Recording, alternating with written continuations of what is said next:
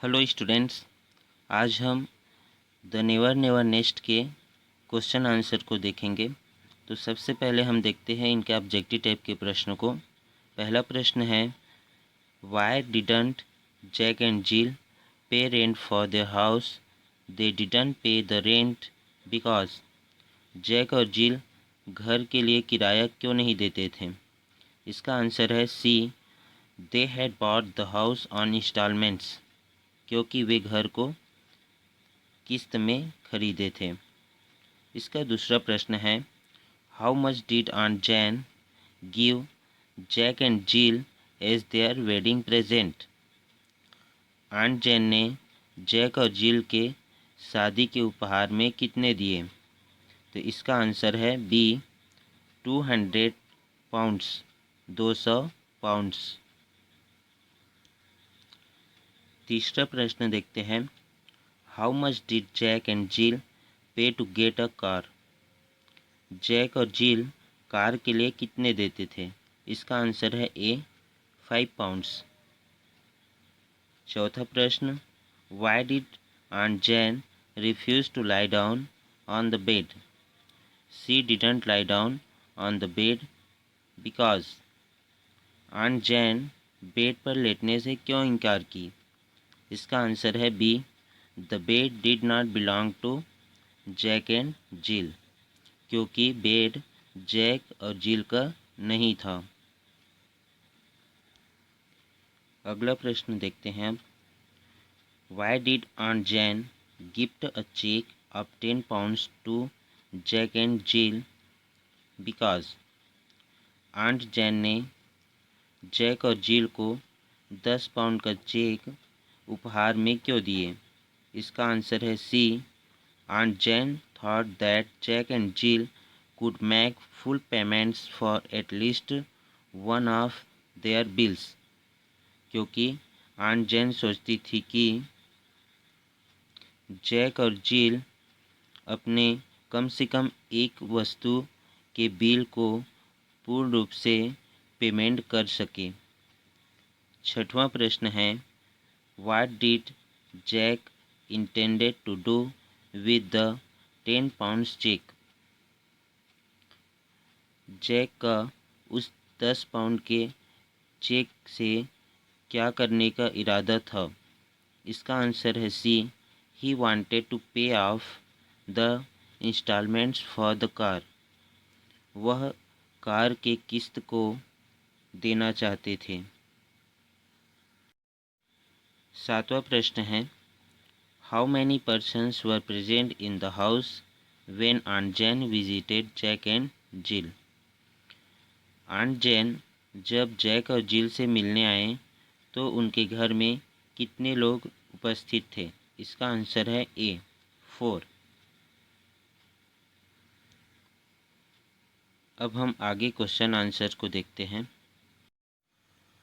दूसरा प्रश्न है, describe Jack and Jill's house and the things that impressed on Jane. Jack और Jill के घर का वर्णन कीजिए और साथ ही उन वस्तुओं का भी वर्णन कीजिए जिनसे आंट जैन प्रभावित हुई। तो इसका आंसर है, the lounge of the house was cosy. घर का प्रतीक्षालय आरामदेह था। And the furniture was pretty, और फर्नीचर बहुत सुंदर थी। Their radiogram, car and piano all impressed on Jane. उनके रेडियोग्राम, कार और पियानो ये सभी चीज़ें आंट जैन को प्रभावित किए।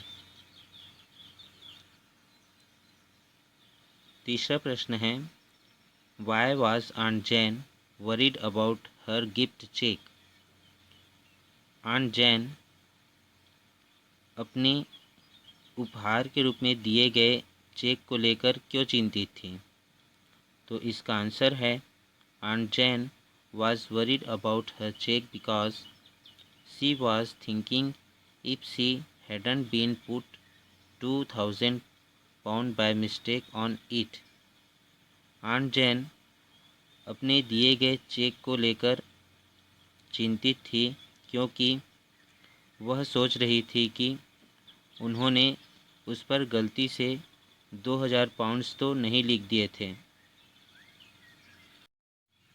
चौथा क्वेश्चन है, why did Jack say that it was better to be mister owner than to be mister tenant. Jack ने क्यों कहा कि घर मालिक होना किराएदार होने से अच्छा है। इसका आंसर है, Jack said that it was better to be mister owner than to be mister tenant because he knew that it was very uneconomic to go on paying rent year after year. Jack ने कहा कि किराएदार होने से घर मालिक होना अच्छा है, क्योंकि वह जानता था कि सालों साल किराए देते रहने से उसे कितने आर्थिक तंगी होती थी। पांचवा प्रश्न है, Why did Aunt Jane say that she would take a bus rather than go by Jack's car? Aunt Jane ने ऐसा क्यों कही कि वह जैक के कार के बजाय बस से जाना पसंद करेंगी। इसका आंसर है, Aunt Jane said so. Aunt Jane ने ऐसा कही क्योंकि because that car was not completely owned by Jack, क्योंकि जो कार थी वो पूर्ण रूप से जैक का नहीं था। जैक पूरे तौर पे कार का मालिक नहीं था। छठा प्रश्न है, What did Jill do with the 10 pound check presented by Aunt Jane? जिल ने आंट जैन के द्वारा 10 पाउंड चेक दिए जाने पर उनका क्या किया। इसका आंसर है, Jill send the 10 pound cheque to doctor Martin. Jill ने उस 10 पाउंड के चेक को डॉक्टर मार्टिन को भेज दिए। अब देखते हैं आठवें प्रश्न को। सातवें प्रश्न को छोड़ दिया गया क्योंकि वह इम्पोर्टेंट नहीं था। Describe a situation which you find most humorous in the play. उस परिस्थिति का वर्णन कीजिए जिसको आपने इस नाटक में सबसे हास्यप्रद पाया। इसका आंसर है, why just one more instalment and baby's really ours.